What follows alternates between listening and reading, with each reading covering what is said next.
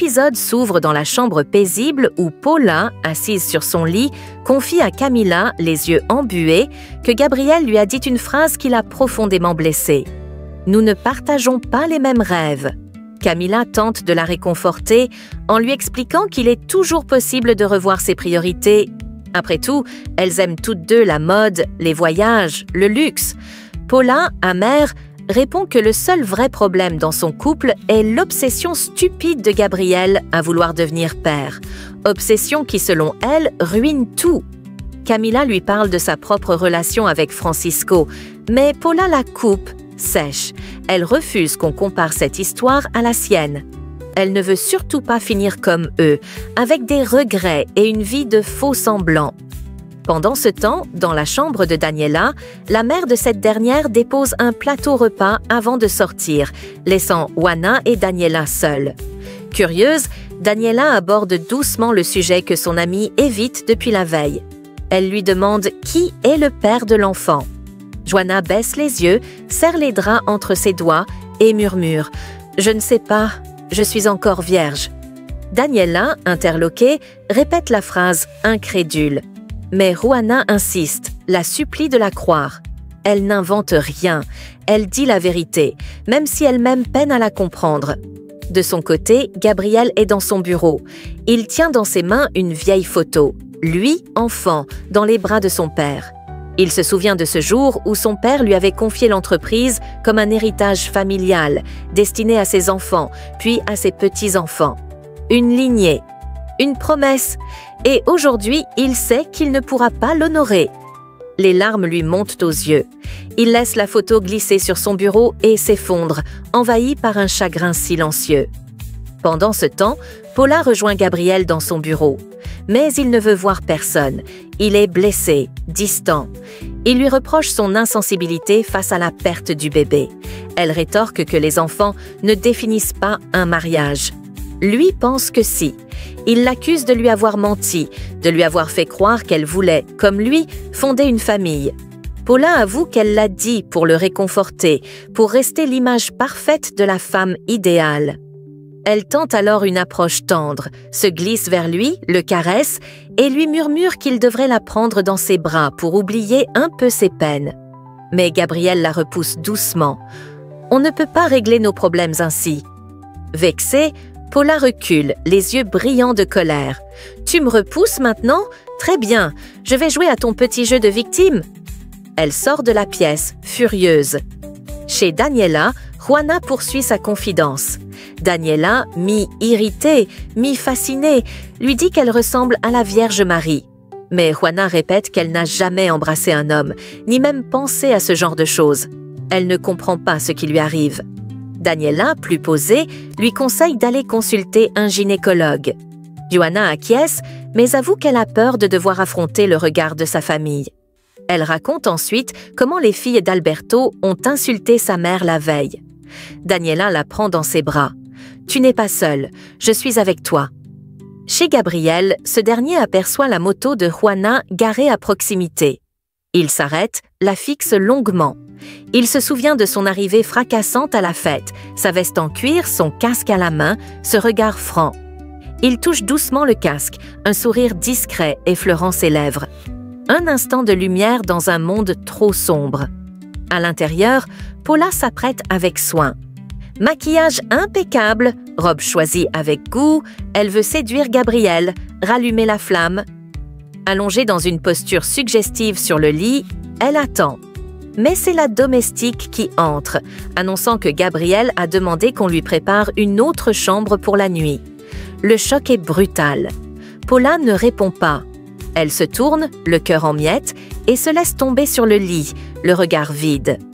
Le matin suivant, Gabriel se lève tôt. Il traverse le salon, évitant soigneusement la chambre conjugale. Camila, déjà réveillée, l'interpelle. « Tu pars sans déjeuner ?» Il s'arrête, fait demi-tour et s'installe à la table. Camila lui parle doucement de la complexité du mariage, de ses rêves qu'on croit éternels et qui se fanent sans prévenir. Gabriel l'écoute sans vraiment répondre.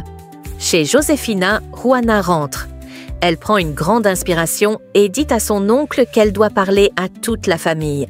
Dans sa chambre, Josefina prie, les mains jointes devant une image de la Vierge Marie. Felipe vient l'interrompre. « Juana a quelque chose à nous dire. » Josefina, surprise, se lève aussitôt. Dans le salon, Juana attend, nerveuse. Jenny, encore bouleversée par sa rupture, regarde une photo d'Alberto en pleurant. Felipe vient la chercher. « Juana veut nous parler ?» Mais il se rend compte de l'état fragile de sa sœur et préfère la laisser.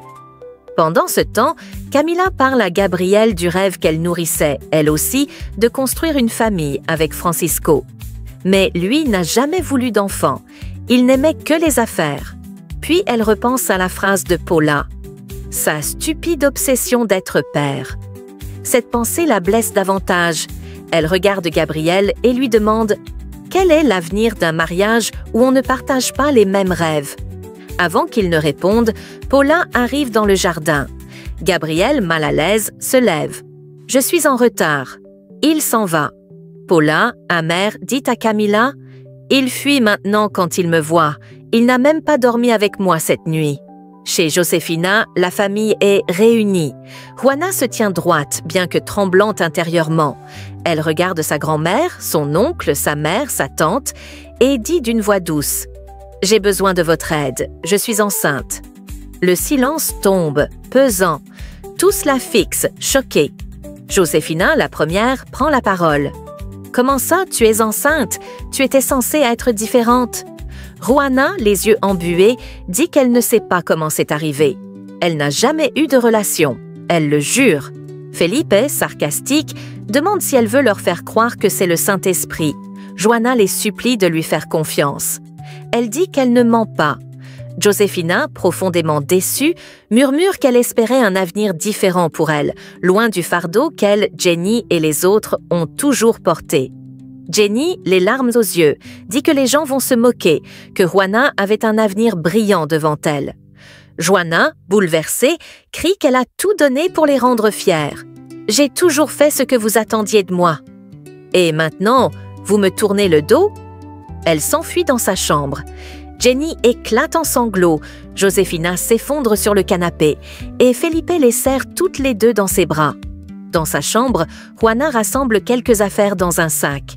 Elle repense aux paroles blessantes de sa famille. Le cœur lourd, elle s'apprête à quitter la maison. À l'extérieur, Josefina dit à Felipe, la voix brisée, « Juana était notre seul espoir. » Mais il est trop tard. Juana sort doucement, referme la porte derrière elle, son sac sur l'épaule. Dans la rue, elle s'arrête devant une statue de la Vierge Marie. En larmes, elle murmure « Aide-moi à comprendre ce qui m'arrive, je t'en supplie. » Puis, elle s'en va, seule dans la nuit. À l'intérieur de la maison familiale, l'ambiance est tendue. Tous les membres de la famille discutent avec amertume de la situation actuelle, profondément déçus par le comportement de Juana. Felipe intervient, leur demande de se calmer et les exhorte à faire preuve de patience. Il leur rappelle que Juana a besoin de temps pour digérer tout ce qu'elle traverse.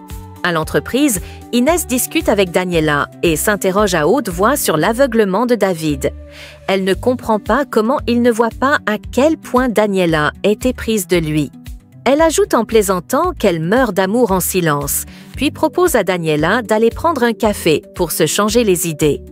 Pendant ce temps, dans une réunion stratégique, Gabriel confie à Rogelio qu'il faut rapidement trouver un plan B pour contrer la menace grandissante de la concurrence. Rogelio le rassure, lui demandant de ne pas s'en faire.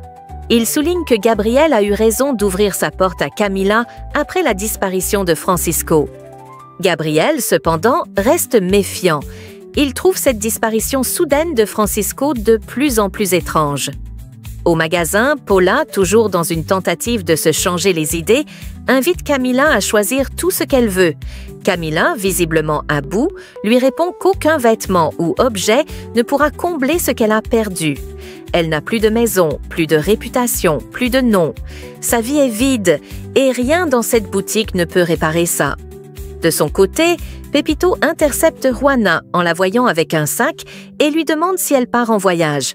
Elle lui répond qu'il est parfois préférable de disparaître quelque temps.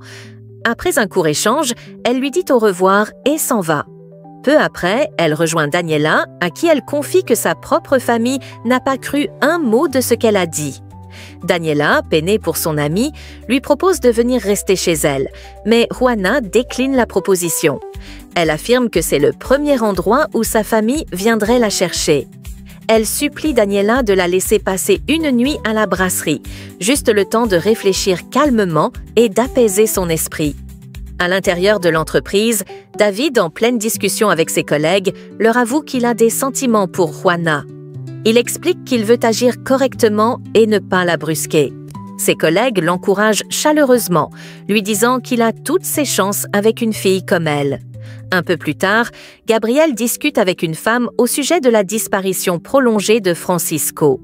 Il lui dit que si Francisco ne réapparaît pas très vite, il ira déclarer officiellement sa disparition auprès des autorités. La femme l'interrompt pour lui dire de ne surtout pas faire confiance à Camila, qu'elle décrit comme une véritable vipère. Pendant ce temps, David, plein d'enthousiasme, quitte l'entreprise, un bouquet de fleurs à la main, avec l'intention de les offrir à Juana.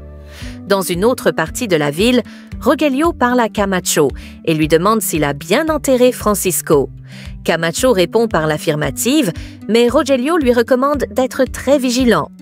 Il l'informe que Gabriel a déjà commencé à poser des questions à la mère de Francisco au sujet de son fils disparu. Chez les Juarez, Pepito arrive à la maison et, ne trouvant pas Juana, s'étonne que tout le monde semble abattu à cause de son départ.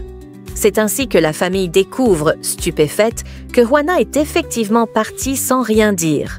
Pris de panique, ils se précipitent tous dans sa chambre et découvrent qu'elle n'est plus là, ses affaires ayant disparu. Peu de temps après, David arrive à la maison, toujours avec son bouquet. Il informe Felipe qu'il est venu remettre un chèque à Juana. Felipe lui dit qu'elle n'est pas là et qu'il ne sait pas du tout quand elle rentrera. David s'excuse d'être passé sans prévenir et dit qu'il va la rappeler plus tard. Mais Felipe l'arrête et lui demande s'il y a un problème. David répond que non, puis tente d'alléger l'ambiance en ajoutant que tout le monde à la brasserie a adoré les photos de Juana. Felipe lui propose de rester un moment, le temps que Juana rentre. Un peu plus tard, Josefina arrive. Elle demande à David où est sa petite fille et celui-ci lui répond qu'il l'ignore. Elle s'interroge ensuite sur les fleurs qu'il tient. David, un peu embarrassé, lui explique qu'elles sont pour Juana, car c'est une fille très spéciale. Il ajoute qu'il doit partir rapidement, remet le chèque à Felipe et tente aussi de lui confier le bouquet. Mais Josefina refuse, en disant qu'il risquerait de faner, puisque personne ne sait quand Juana reviendra. David leur dit au revoir, visiblement intimidé, puis s'en va. Dès son départ, Josefina déclare qu'elle doit faire des recherches sur lui. Au même moment, Jenny va chez Daniela pour savoir si Juana y est. Mais elle ne la trouve pas. Elle interroge Daniela pour savoir qui est le père de l'enfant de Juana. Daniela, honnête, lui répond qu'elle ne le sait pas. Ce qu'elle sait, en revanche, c'est que Juana ne ment pas. En réalité, Juana est de retour à l'entreprise, dans le bureau de Gabriel. Il est tard, la nuit est tombée. Gabriel, entendant du bruit, s'inquiète et demande qui est là. Il appelle aussitôt la sécurité. Mais avant que quelqu'un n'intervienne, Juana sort lentement de sa cachette. Gabriel est stupéfait de la voir encore une fois dans les locaux à une heure aussi avancée.